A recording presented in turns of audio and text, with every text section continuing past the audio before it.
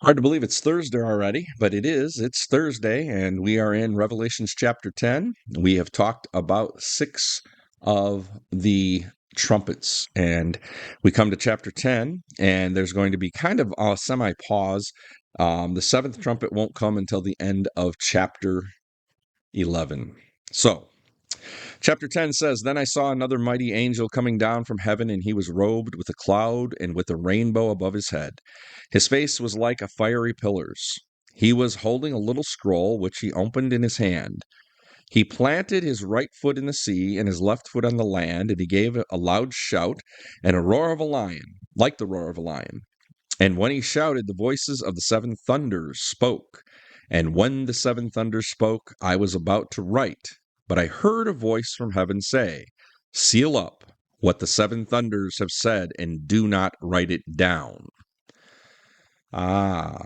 John knows something you and I don't. Guess what? That's part of prophecy. There are parts of it we're not supposed to know, and we won't know until we are gathered in heaven. Verse 5. Then the angel I had seen standing in the sea and on the land raised his right hand to heaven, and he swore by him who lives forever and ever, who created the heavens and all that is in them, and the earth and all that is in it, and the sea and all that is in it. And he said, There will be no more delay. But in the days when the seventh angel is about to sound his trumpet, the mystery of God will be accomplished, just as he announced to his servants and prophets. Now, what is that mystery of God that's being talked about? Well, it's the day of the Lord that's to come. The day of the Lord is coming. The prophets have warned about it. And this angel is saying, guess what? It's going to be fulfilled. You haven't got there yet. All those things that have happened so far are not getting us to that end, but it will happen. Then, verse 8 says, Then the voice I heard from heaven spoke to me once more. Go take the scrolls that lie in the hand of the angel who is standing on the sea and on the land. So I went to the angel and asked him to give me the little scroll. And he said to me, Take it and eat it. It will turn your stomach sour, but in your mouth it will be as sweet as honey. I took the little scroll from the angel's hand. I ate it. It tasted as sweet as honey in my mouth. But when I had eaten it, my stomach turned sour. And I was told, You must prophesy again about the many peoples and nations and languages and kings. So, John is being given this vision here, and he's being told to share part of it, not to share part of it. The parts that he's sharing, he's being told to share it because the people and nations and kings will be affected. The whole world will be affected, in other words, by what's going to come in the end times. And we've seen already how that is true.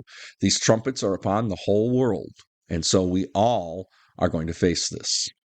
And so we have to stand firm in what we believe, and we have to stay firm in God. So let's go to chapter 11. We're not going to get to the seventh scroll till tomorrow, but we will get through the two witnesses here. I was given a reed like a measuring rod, it says in verse 1 of chapter 11. Go and measure the temple of God, and the altar, and the court, and the worshippers.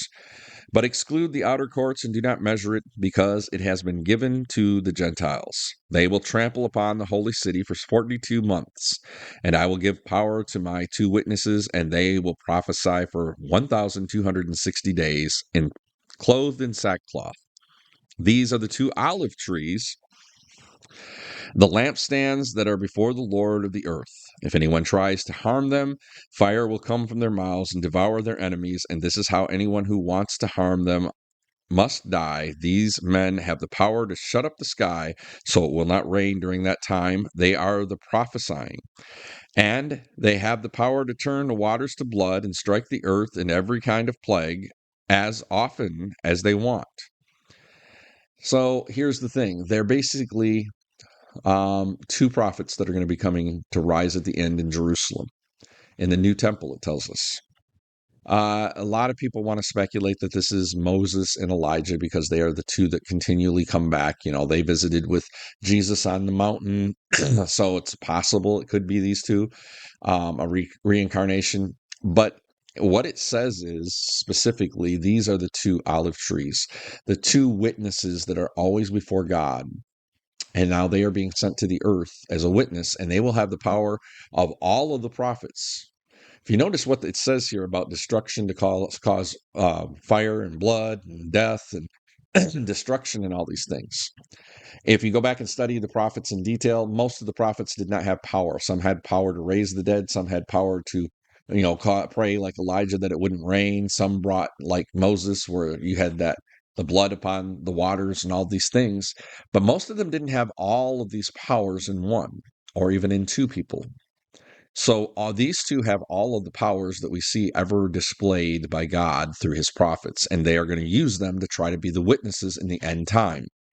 And so verse 7 says, now when they have finished their testimony, the beast that comes up from the abyss will attack them and overpower them. Now, who is the beast that came up? We already talked about that in the last, chapter. When Apollyon is released, he is like the beast. He's bringing all these things with him, but he is literally the one. The evil one will rise once again, is what it's saying. From the abyss to attack them and overpower and kill them. Their bodies will lie in the streets of the great city, which is figuratively called Sodom and Egypt, where also the Lord was crucified. In other words, Jerusalem is what it's talking about there. For 3.5 days, men from every people, tribe, and language and nation will gaze upon their bodies and refuse to bury them. The inhabitants of the earth will gloat over them. They'll celebrate, sending each other gifts, because these two prophets had tormented those who live upon the earth. But after 3.5 days, a breath from the life of God entered them, and they stood at their feet, and terror struck those who saw them. Then they heard in a loud voice from heaven saying, "Come up here."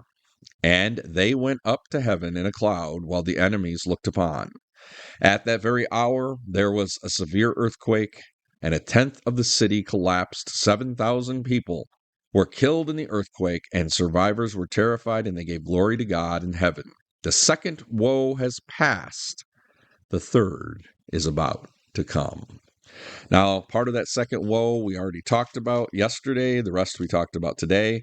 Part of it is the rise of these powers that are going to come against God's people. It's the rise of the 4 horsemen, and then these 2 witnesses that will preach, will teach, will try to convert people. People won't listen. They'll stand against them. They'll be ignored no matter what they do. And then they will be killed by the evil one. But in the end, they will rise again and they will be taken to heaven. And when they're taken to heaven, it's a reminder of the power of God, because 7,000 people will die in an earthquake. So all of this, again, is just the second woe. There's one more woe we're going to get to when the 7th trumpets are poured out upon the earth. And we'll talk about that tomorrow. But I want us to realize God remains in control. He sends his prophets. He's trying. One of the things I think we might miss, and it started even the first day of our study this week, is these constant reminders. All these things come upon the earth, and people still denied God. And here we see his prophets come and do all these miraculous things, and the people still deny God. And the thing is, I think this is a way of God telling us that, yeah, it's going to get bad. People are going to realize God is in control. They are not going to be able to deny God, but they will. In other words, they will know that God is real, and they will still refuse God and his help. They will refuse Jesus Christ. They will refuse no matter what happens. And you know what? That's the saddest thing in the world.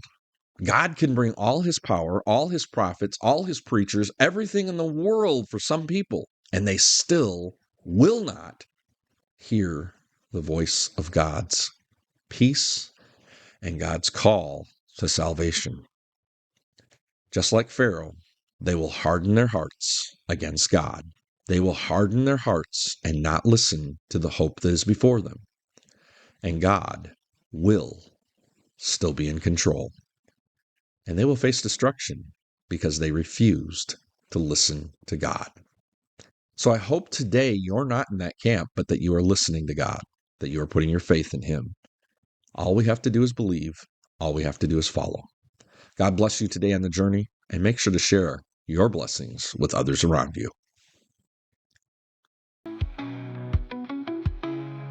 That's today's Devo on Deep Treks. No matter how deep the questions or dark the doubts, there's always a path forward.